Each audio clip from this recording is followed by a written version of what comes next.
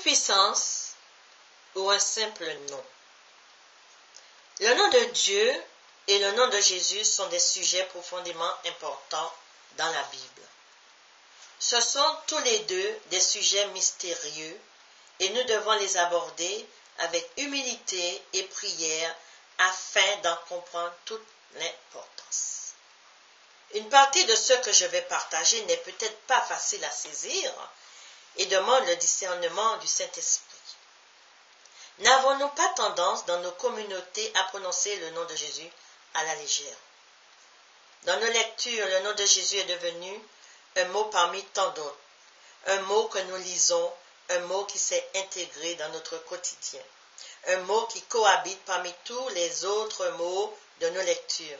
Et nous sommes souvent tellement étonnés de voir qu'aucune manifestation spirituelle ne se fasse dans notre vie. Je passe maintenant au 3e commandement en Exode chapitre 20, verset 7.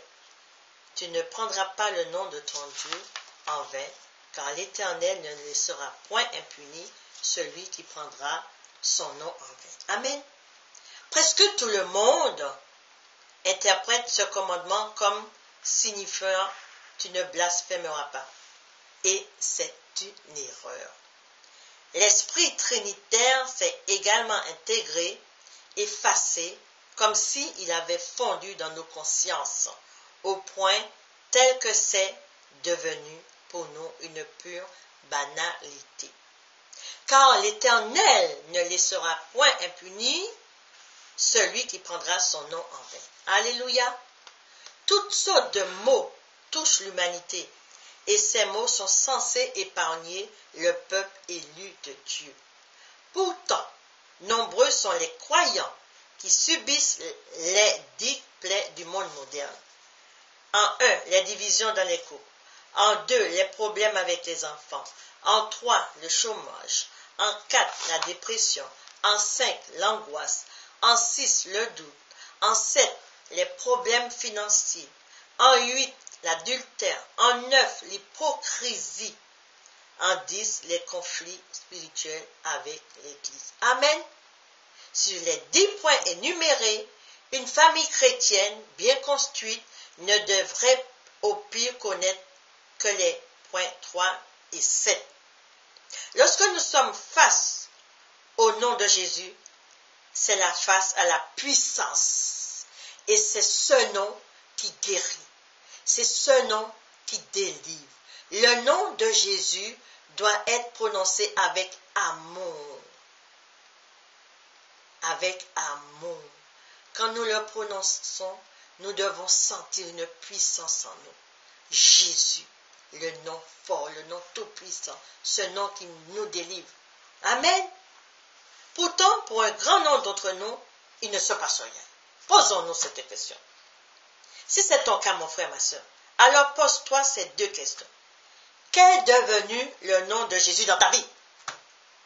Qu'as-tu fait du nom de Jésus-Christ? Que signifie pour toi l'esprit trinitaire? Ta vie de chrétien est destinée à de nombreuses réussites. Je ne dis pas que tu n'auras pas de combat à mener. Ta vie de chrétien est destinée à de nombreuses réussites. Et pour que ta vie chrétienne doit réussir, il te faut Jésus dans ta vie. Sans Jésus, tu ne peux rien faire. Sans le nom de Jésus, tu ne peux pas avancer. Sans Jésus avec toi, tu ne peux pas avancer. Il te faut connaître ce nom tout-puissant. Jésus, Dieu tout-puissant. Dieu tout-puissant qui sauve. Emmanuel. Des combats, tu en auras. Et là où il y aura des combats, il y aura également des victoires à remporter. Et ces victoires doivent devenir tes victoires par le nom puissant de notre Seigneur Jésus-Christ. Je me rappelle ce témoignage du pasteur, de mon pasteur qui disait, si tu vois tu as un problème, appelle Jésus. Et il s'avère que ce jour-là, dans la semaine, j'avais un problème que je préfère garder personnellement. Je n'avais pas de sortie. Je ne pouvais pas sortir parce que tout était fermé, c'était la nuit. Et je me suis trouvée prise au piège. Et je me suis souvenu de ce que disait le pasteur. Tu appelles Jésus.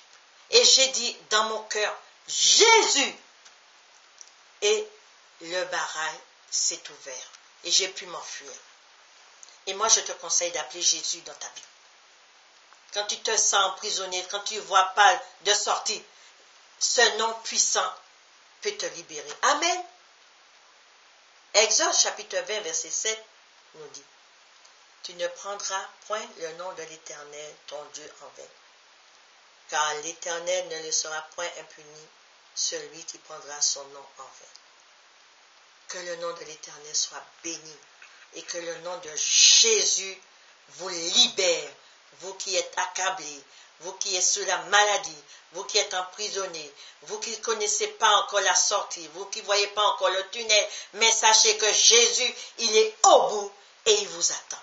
Soyez bénis. Ose bénie évangélisation.